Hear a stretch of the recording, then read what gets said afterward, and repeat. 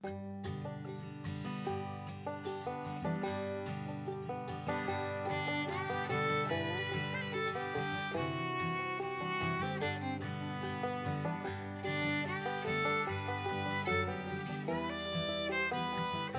നമ്മൾ വീഡിയോയിൽ കാണാൻ പോകുന്നത് ഒരു മീൻ ഫ്രൈ, അതായത് നമ്മൾ ഇഞ്ചിയും വെളുത്തുള്ളിയൊക്കെ അരച്ചിട്ട് എങ്ങനെ ഒരു മീൻ ഫ്രൈ നല്ല അടിപൊളിയായിട്ട് മസാലയൊക്കെ പുരട്ടി എങ്ങനെയാണ് ഉണ്ടാക്കുന്നതെന്നാണ്. അതിന് വേണ്ടിയിട്ട് ഞാനിവിടെ പാര മീനാണ് എടുത്തിരിക്കുന്നത്. അതൊരു 9 മീനോളം ഉണ്ട്.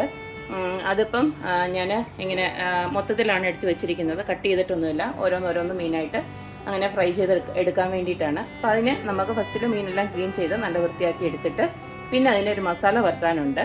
ആ മസാലയ്ക്ക് എന്തൊക്കെ വേണമെന്ന് കാണിച്ചു തരാം. ഇനി നമ്മുടെ മസാല ഉണ്ടാക്കാനായിട്ട് ഞാൻ ഒരു വലിയ കഷ്ണം ഇഞ്ചി തന്നെ എടുത്തിട്ടുണ്ട്. പിന്നെ കുറച്ച് നമ്മുടെ ഗാർലിക്ക്, അതായത് വെളുത്തുള്ളി, പിന്നെ നമുക്ക് കുറച്ച് കറിവേപ്പില വേണം. ഇനി അടുത്ത നമുക്ക് ഇതിലേക്ക് ആവശ്യത്തിനുള്ള ഉപ്പൊന്നിട്ട് കൊടുക്കണം. അടുത്ത നമുക്ക് കുറച്ച് മഞ്ഞൾപ്പൊടി, ഒരു 1/2 ടീസ്പൂണോളം മഞ്ഞൾപ്പൊടി ഇട്ട് കൊടുക്കുക. അടുത്ത നമുക്ക് ഇതിലേക്ക് ഇട്ട് കൊടുക്കേണ്ടത് കുരുമുളക് പൊടിയാണ്. ഞാനിപ്പം ഒരു വലിയ സ്പൂൺ തന്നെ ഇട്ട് കൊടുക്കുന്നുണ്ട്.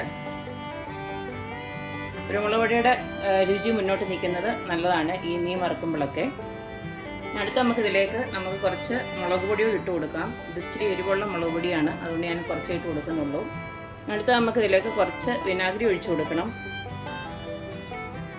വിനാഗിരി വേണമെങ്കിൽ ഒഴിക്കാം, അല്ലെങ്കിൽ നാരങ്ങ നീര് വേണമെങ്കിൽ ഒഴിച്ചു കൊടുക്കാം. ഇനി ഇത് കുറച്ച് നമുക്ക് വെള്ളം കൂടി ഒഴിച്ച് കൊടുത്തിട്ട് നന്നായിട്ട് തന്നെ അരച്ച് നല്ല പേസ്റ്റാക്കി എടുക്കണം. ഞാനിതിലേക്ക് കുറച്ച് വെള്ളം കൂടി ആഡ് ചെയ്തിട്ടുണ്ട്. ഇതിനി ഞാൻ നല്ലതായിട്ടൊന്ന് അരച്ച് നല്ലൊരു പേസ്റ്റാക്കി എടുത്തിട്ട് വരാം. നമ്മുടെ മസാല ഇവിടെ നല്ല ഫൈനായിട്ട് അരച്ചെടുത്തിട്ടുണ്ട്. ഇനി നമുക്ക് നമ്മുടെ മീനിനകത്ത് ഇതൊന്ന് പുരട്ടി വെക്കണം.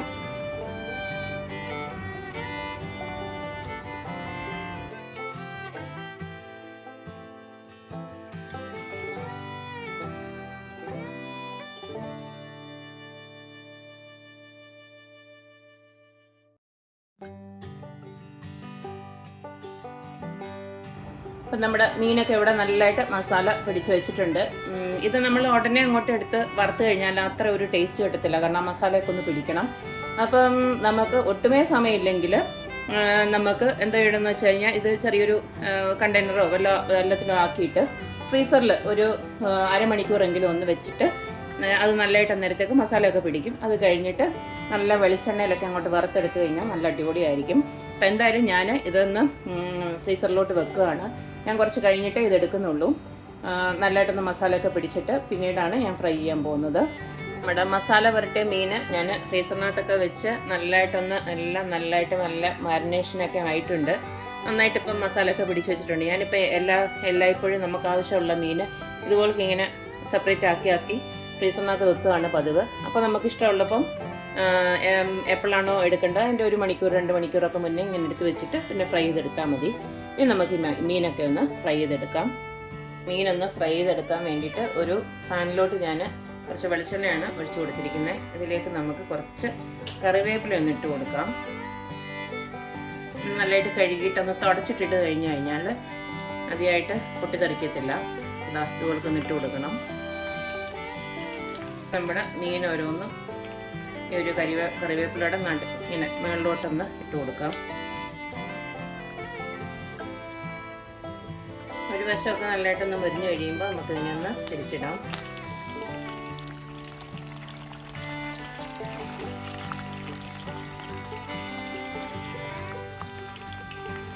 അപ്പോൾ നമ്മുടെ മീൻ ഫ്രൈ ഇവിടെ റെഡി ആയിട്ടുണ്ട്.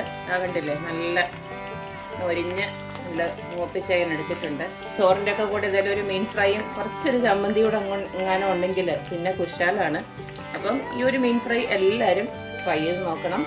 അതും പ്രത്യേകിച്ച് വെളിച്ചെണ്ണയിലും ആ ഒരു എന്താ പറയുന്നത് നമ്മുടെ കറിവേപ്പിലയും അതിൻ്റെ എല്ലാം കൂടെ മണം വരുന്നതുകൊണ്ട് നല്ല സൂപ്പറാണ്. ഇപ്പം തന്നെ എടുത്തൊന്ന് കഴിക്കാൻ തോന്നുന്നുണ്ട്. അത്രയ്ക്ക് ടേസ്റ്റി ആയിട്ടുള്ള ഒരു മീൻ ഫ്രൈ ആണ്. അപ്പോൾ ഈ ഒരു റെസിപ്പി എല്ലാവരും ട്രൈ ചെയ്ത് നോക്കണം. അതുപോലെ തന്നെ എപ്പോഴും പറയുന്ന പോലെ തന്നെ എൻ്റെ റെസിപ്പീസ് ഇഷ്ടപ്പെടുന്ന എല്ലാവരും please like, share and subscribe. അതുപോലെ തന്നെ നിങ്ങളുടെ വിലയേറിയ കമൻസൊക്കെ അറിയിക്കുക. അപ്പോൾ ഇനി ഒരു അടിപൊളി റെസിപ്പിയായിട്ട് വരുന്നവരേക്കും ബായ്.